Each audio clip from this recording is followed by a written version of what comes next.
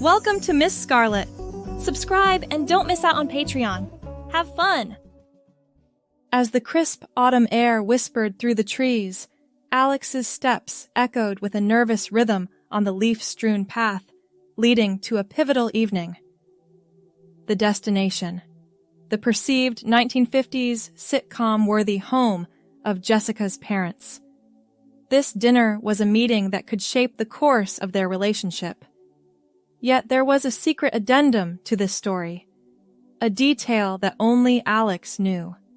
Underneath the nervous exterior, hidden beneath carefully tailored layers, beat the heart of Emma, an identity Alex had chosen for this night. The decision hadn't been made lightly. Weeks of contemplation preceded this moment, fueled by Jessica's vivid descriptions of her traditional family. Conservative, traditional, and with very specific ideas about what made an appropriate suitor for their precious daughter. "They're not bad people," Jessica had explained, her fingers nervously twirling a strand of her auburn hair. "They're just set in their ways. And I'm worried they won't give you a fair chance if they know you're—" She'd trailed off, but he'd understood. He wasn't the clean-cut, straight-laced type her parents were expecting. With his long hair, earrings, and penchant for nail polish, he knew he'd be fighting an uphill battle from the moment they laid eyes on him. That's when the idea had struck. It was crazy, potentially disastrous, but also brilliant. If Jessica's parents were expecting a nice young lady to join them for dinner, why not give them exactly that? And so, Emma was born. He'd thrown himself into the transformation with a fervor that surprised even him. Hours spent watching makeup tutorials, practicing his feminine voice, learning to walk in heels without breaking an ankle. He'd even enlisted the help of a drag queen friend for some final polish. Now, standing on Jessica's doorstep, he took a deep breath and smoothed down the front of his dress. It was a deep emerald green, modest yet elegant, falling just below his knees. The material whispered against his stockings as he shifted nervously from foot to foot. His hand, nails perfectly manicured and painted a soft pink, hovered over the doorbell. This was it. The point of no return. If he rang that bell, he was committing to this charade for the entire evening. Could he pull it off? What if they saw through him immediately?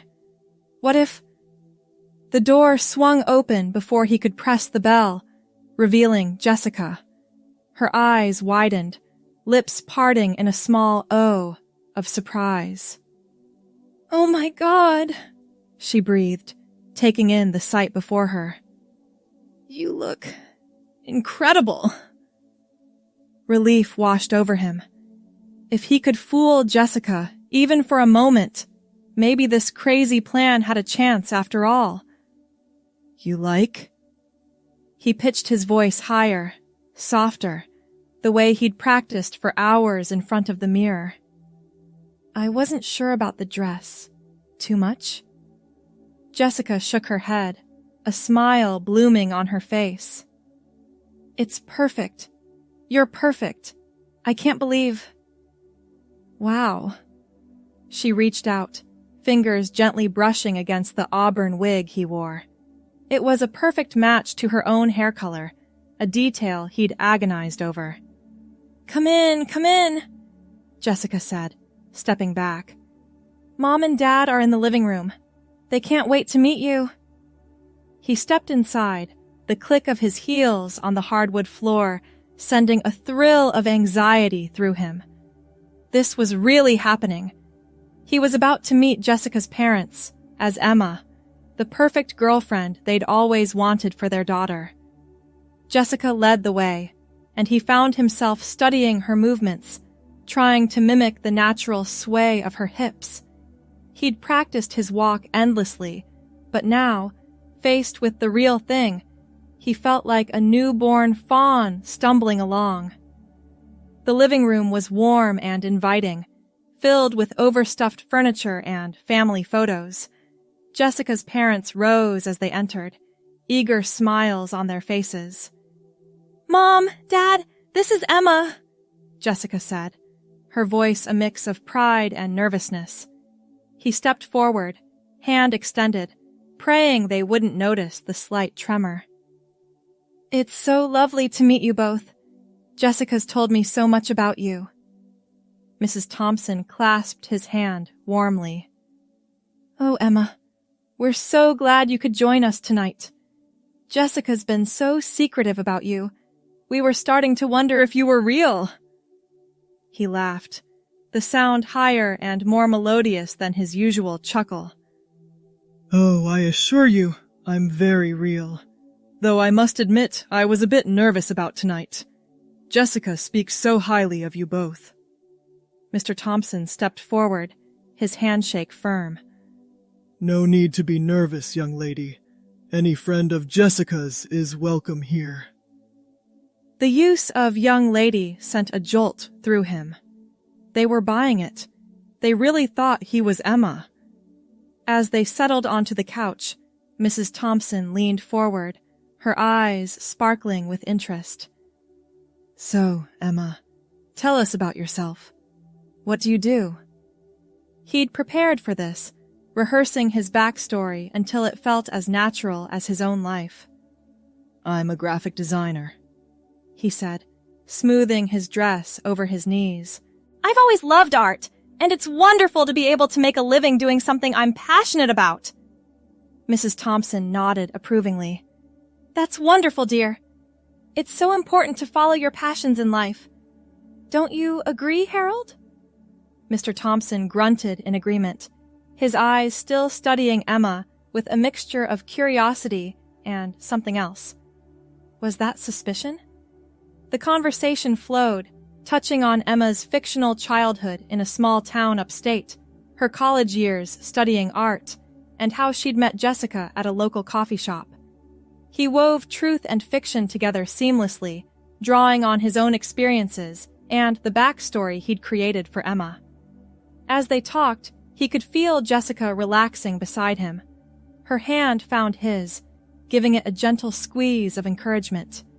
He squeezed back, grateful for her support in this wild scheme. Mrs. Thompson excused herself to check on dinner, leaving them alone with Mr. Thompson. The older man leaned forward, his gaze intense.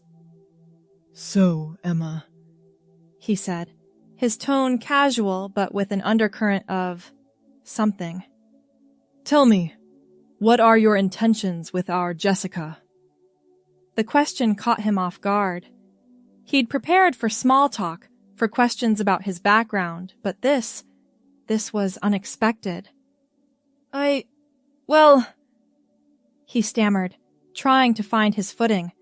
What would Emma say? What did Jessica's parents want to hear? Jessica jumped in, her voice sharp with irritation. "Dad, really? We've only been dating a few months. It's a bit early for the intentions talk, don't you think?" Mr. Thompson held up his hands in a placating gesture. "I'm just asking, sweetheart. You can't blame a father for being concerned about his daughter's happiness." He took a deep breath, centering himself. "Mr. Thompson," he said, his voice soft but firm. "I care deeply for your daughter. She's unlike anyone I've ever met. Brilliant, kind, with a wit that keeps me on my toes." He smiled, letting his genuine feelings for Jessica shine through. "I don't know what the future holds, but I do know that I want to be a part of Jessica's life for as long as she'll have me." The tension in the room seemed to ease. Mr. Thompson nodded, a small smile tugging at the corners of his mouth. "Well said, Emma. Well said indeed." Mrs. Thompson's voice rang out from the kitchen. "Dinner's ready. Harold, could you come help me carry the dishes?" As Mr. Thompson left the room, Jessica turned to him, her eyes shining. That was amazing, she whispered. They're completely charmed by you. I can't believe this is actually working. He grinned, feeling a surge of confidence. Maybe they could pull this off after all. The dining room was a picture of domestic perfection. A crisp white tablecloth adorned the polished oak table, set with delicate china and gleaming silverware. A centerpiece of autumn flowers added a splash of warm color to the scene. Mrs. Thompson bustled in, carrying a steaming dish. I hope everyone's hungry. I've made my famous pot roast. The aroma was mouth-watering, and he felt a pang of guilt. Here was this lovely woman, going to all this trouble to welcome her daughter's girlfriend, and it was all based on a lie. But it was too late to back out now. They settled around the table, Mr. Thompson at the head with his wife to his right. Jessica sat across from her mother, leaving him to take the seat directly across from Mr. Thompson. He smoothed his dress nervously as he sat, careful to keep his knees together the way he'd practiced. Mrs. Thompson began serving, heaping generous portions onto each plate. So, Emma, she said as she worked, Jessica tells us you're quite the cook yourself. Do you have any specialties? He nodded, grateful for a topic he could speak about with some authority. I love experimenting in the kitchen, he said. Lately, I've been really into fusion cuisine. Last week, I made a sushi burrito that was to die for. Mr. Thompson's eyebrows shot up. Sushi? Burrito? Now, that's something I've never heard of. Jessica laughed. Oh, Dad, you should try it. Emma's cooking is amazing. She's always coming up with these incredible flavor combinations. The use of she sent a little thrill through him. It was strange hearing Jessica refer to him that way, but not entirely unpleasant. As they ate, the conversation flowed more easily. He found himself relaxing, slipping more comfortably into the role of Emma. He shared anecdotes from his fictional life, laughed at Mr. Thompson's somewhat corny jokes, and complimented Mrs. Thompson effusively on the meal. This pot roast is divine, he said, taking another bite. Would you mind sharing the recipe? I'd love to try making it myself sometime. Mrs. Thompson beamed. Of course, dear. I'd be happy to. It's an old family recipe passed down from my grandmother. The secret is in the marinade. As Mrs. Thompson launched into a detailed explanation of her cooking techniques, he felt a sudden tickle in his nose. The floral centerpiece, while beautiful, was starting to aggravate his allergies. He tried to discreetly rub his nose, but the tickle intensified. Before he could stop it, a powerful sneeze erupted. He clapped his hands over his face, but it was too late. The force of the sneeze had dislodged his wig, sending it sliding backwards. Time seemed to slow. He could see the shock blooming on Mrs. Thompson's face, the confusion in Mr. Thompson's eyes. Jessica had gone pale, her fork frozen halfway to her mouth. For a moment, nobody moved. Nobody spoke. The only sound was the ticking of the grandfather clock in the corner, marking the seconds of this excruciating silence. Then, with trembling hands, he reached up and straightened the wig. I can explain, he said, his voice cracking, dropping from Emma's higher pitch to his natural tone. Mr. Thompson's face had turned an alarming shade of red. What in the world is going on here? He demanded, his voice a low growl. Mrs. Thompson looked from him to Jessica, confusion etched in every line of her face. Jessica, honey, what's happening? Jessica took a deep breath, squaring her shoulders. Mom, Dad, This is Nicole. Well, actually, his name is Nick. He's my boyfriend. The silence that followed was deafening. Nick could feel sweat beading on his forehead, threatening to ruin the careful makeup he'd applied. This was it. The moment of truth. Would Jessica's parents throw him out? Call the police? Disown their daughter on the spot? To everyone's surprise, it was Mrs. Thompson who broke the silence. A small giggle escaped her lips, quickly stifled by her hand. But once it started, she couldn't seem to stop. The giggles turned into full-blown laughter, tears streaming down her face. "Oh my," she gasped between fits of laughter. "Oh my goodness. Harold, do you remember? At Cousin Ethel's wedding?" Mr. Thompson's face, which had been set in a mask of stern disapproval, suddenly softened. A reluctant smile tugged at the corners of his mouth. "Good Lord, I'd almost forgotten about that." Jessica and Nick exchanged bewildered glances.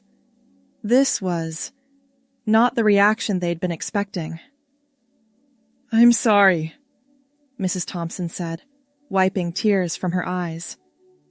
"It's just, well, Harold and I have a bit of a confession to make." Mr. Thompson cleared his throat, looking slightly embarrassed. "You see, when we were young and dating, my family was, well, let's just say they made us look positively progressive." Mrs. Thompson nodded. "They were horrified that Harold was dating a girl from the city. They had all these preconceived notions about what I must be like." "So," Mr. Thompson continued, "when it came time to meet them, we decided to give them exactly what they were expecting." Nick's eyes widened as understanding dawned. "You mean?" Mrs. Thompson grinned. "I showed up in the prissiest, most conservative outfit you've ever seen, all lace and ruffles, with a hat that looked like it had an entire garden on top." "And I," Mr. Thompson said, a mischievous glint in his eye, "borrowed my roommate's glasses, slicked my hair back, and pretended to be the most boring, straight-laced fellow you could imagine." Jessica's mouth had dropped open. "You're kidding. You two pulled the same stunt?" Mrs. Thompson nodded, still chuckling. "We thought we were so clever, playing up to all their stereotypes. And it worked, for a while. Until Cousin Ethel's wedding," Mr. Thompson finished. "Where, after a few too many glasses of champagne, we both forgot to stay in character." "The looks on their faces," Mrs. Thompson said, shaking her head at the memory. "I thought Harold's mother was going to faint dead away when she caught us doing the twist." The tension in the room had dissipated, replaced by a sense of shared amusement and, surprisingly, understanding. Nick felt a wave of relief wash over him. They weren't angry. They weren't disgusted. They were laughing? Jessica found her voice. "So, you're not mad?" Mr. Thompson sighed, his expression turning serious. "Mad? No! Disappointed that you felt you needed to go to such lengths? A little. But mostly, I'm impressed by the dedication. That's some costume, young man." Nick felt his cheeks flush. "Thank you, sir. I'm sorry for the deception. We just wanted to make a good impression." Mrs. Thompson reached across the table, patting his hand. "Oh, sweetie, the fact that you were willing to go to such lengths for our Jessica? That makes a very good impression indeed." Jessica's eyes were shining with unshed tears. "So, you're okay with this? With Nick and me?" Mr. Thompson nodded slowly. "Well, I think we'd like to get to know the real Nick, but if he's half as charming as Emma, I think we'll get along just fine." The relief in the room was palpable. Nick felt as if a huge weight had been lifted from his shoulders. He reached up, tugging at the wig. In that case, would you mind if I took this off? It's starting to itch something fierce. Mrs. Thompson laughed. Of course, dear. And maybe after dinner, I can give you some tips on how to secure a wig properly. I used to do a bit of amateur theater, you know. As Nick removed the wig, shaking out his natural hair, he felt a surge of affection for these people. They'd taken what could have been a disaster and turned it into a moment of connection, of shared laughter and understanding. The rest of the evening passed in a blur of conversation and laughter. Nick slowly shed the trappings of Emma, the wig, the fake eyelashes, even the dress, replacing it with a set of Jessica's sweatpants and a t-shirt. It felt strange, sitting there in women's clothing that wasn't part of a costume, but somehow it also felt right. As the night wore on, Nick found himself opening up more and more. He told them about his real job as a graphic novelist, his passion for vintage video games, his volunteer work at the local animal shelter. With each revelation, he could see Jessica's parents warming to him, seeing him for who he truly was.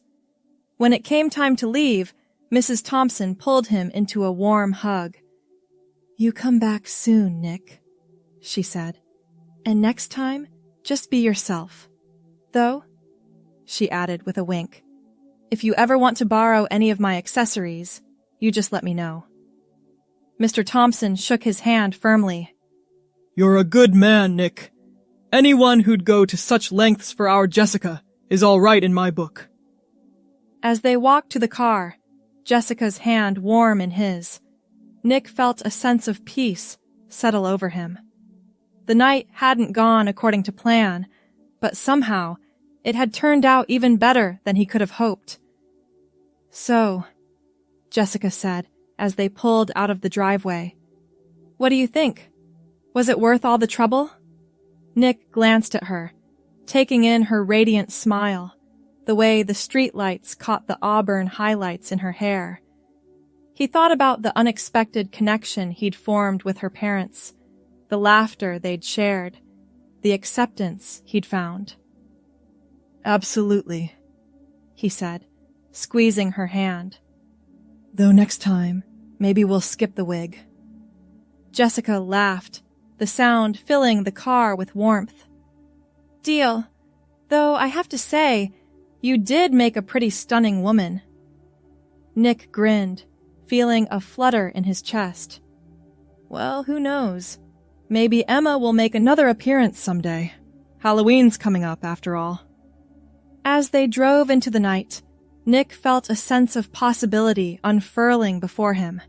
He'd taken a risk, stepped out of his comfort zone, and in doing so, he'd not only strengthened his relationship with Jessica, but also found acceptance in the most unexpected of places. The road ahead was uncertain, but for the first time in a long while, Nick felt ready to face whatever challenges it might bring. And if those challenges required a little creativity, a dash of humor, and maybe even the occasional wig, well, he was more than up for the task. The end.